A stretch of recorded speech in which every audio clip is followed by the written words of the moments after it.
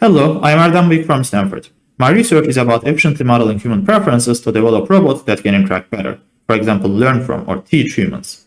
As an example, consider a human who has an objective or a policy in mind, and the robot doesn't know this objective. It can be how the human wants to drive a car, optimize the gait parameters of an exoskeleton, or operate a robot for some task.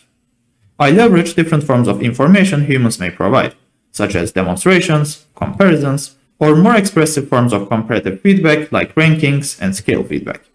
Using this information, the robot can learn the objective or the policy. This can be a non-parametric model like Gaussian processes or parametric models like neural networks. I also have the robot query the human to refine its learned model.